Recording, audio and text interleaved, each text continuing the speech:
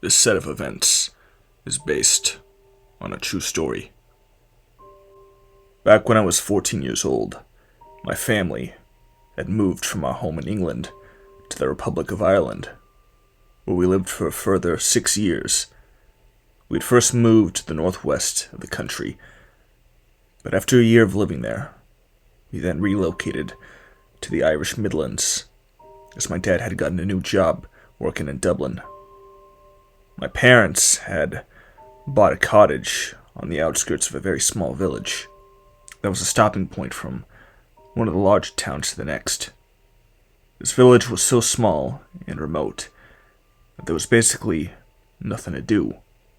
But not long after moving here and taking to exploring the surrounding area with my border collie Macy, I eventually found a large stretch of bogland containing a man-made forest.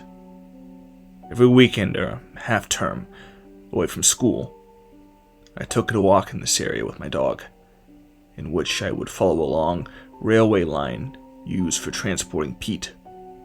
However, after months of trekking this very same bogland, I eventually stopped going there. I can't quite recall the reason why, but maybe it was because I always felt as though I was trespassing, which I wasn't, or because the bogland was so bumpy and uneven, I always came home with horrific blisters. Although I stopped going to this bogland to walk my dog, outside one of the nearby towns where I went to school, there was a public forest. Because this forest was a 25-minute drive away, my dad would take me and Macy there, drop us off, and then pick us up again 2 or 3 hours later. What I loved about these woods was that it was always quiet, only with the occasional family, dog walker, or jogger passing by us. On one particular evening, I'd gone back to these woods with Macy, where my dad would later pick us up after running some errands. Making our way along the trail, the evening had already started to dimmer. Wanting to make my way back to the car park before it got too dark, I decided to take a shortcut through the forest via one of the many narrow side trails. Following down one of these side trails, me and Macy stumbled upon a small teepee-shaped hut made from logs.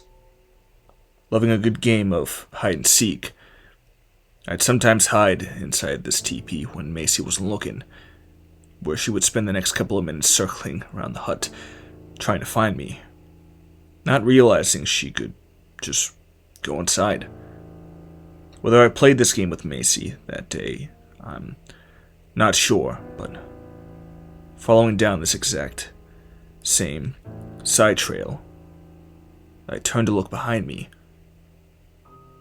Staring down the entryway, I then see a man walking 20 meters behind me, having just taken this side trail.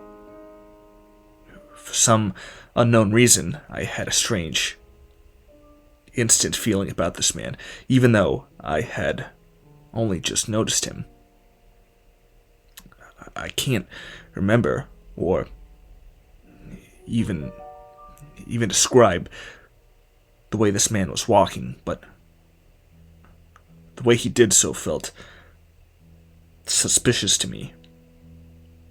Listening to my instincts, or perhaps just my paranoia, I quickly latch my lead back onto Macy and hurriedly make my way down the trail. A few minutes later, although I had reached back onto the main trail, the evening had already turned much darker. Again, turning to see if the man was behind me, I could still see him around the curve, only 10 meters away from me now. I did try to tell myself I was just being paranoid, and this man was most likely not following me, but my gut instinct still told me something was off. Thinking ahead, I pulled out my phone to call my dad, as to make sure he was already in the car park waiting for me. But there was no answer.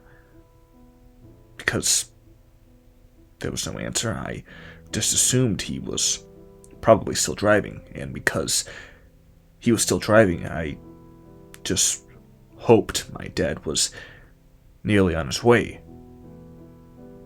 By the time I make it back to the car park, it was basically pitch black by now, and there was just one single car in the parking area. But it wasn't my dad's. Sitting down by a picnic bench to wait for him to come and get us, all I could do was hope he would be coming soon, and that the strange man from the woods wasn't following me after all. Only a minute later, or two, I could hear the footsteps of this very same man approaching through the darkness. Anxiously anticipating him pass by, I try to distract myself on my phone, or at least make myself seem less approachable. Thankfully enough, the man just walks completely by me. Entering the car park, the man then gets in his vehicle, the only car in the car park. But he doesn't drive away. He just stays there, sat inside his car with both the engine and headlights turned on. 20 minutes must have gone by, but my dad still wasn't here, and yet this very same stranger was. Trying to call and text my dad to say I was waiting for him, I was met with no answer. While I continued waiting, I tried to rationalize why this man hadn't decided to drive off. Whatever reasons I came up with, they were not very convincing for me, and for those whole 20 or however many more minutes, I sat outside those woods in complete darkness, hearing nothing but the hum of the stranger's engine among the silent night air. What made the situation even more anxiety-inducing was that my dog, Macy, had been endlessly whining by my feet, scraping dirt away beneath the bench to make a surprisingly deep hole. Macy was, in general, a very nervous dog and basically whined at everything, but perhaps she felt as though something about this situation wasn't right. Thankfully, after what felt far longer than 20 or so minutes, the strange man, already with his engine and headlights on, reverses from his parking spot, exits out of the car park and onto the main road, leaving me and Macy in peace. Although we were now alone, basically stranded outside of a dark forest, I couldn't help but feel a huge sigh of relief come over me. My dad did eventually come and get us 10 minutes after the man had already decided to drive off. Do you want to know what my dad's excuse was as to why he was so late? He forgot he had to pick us up. I don't know if that man really was following me through the forest, and I definitely don't know why he just sat in his car for 20 minutes.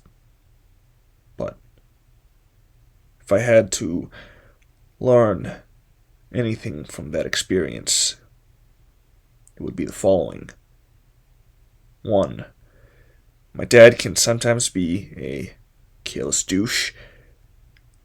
And 2. Never hike through the forest alone, late in the evening.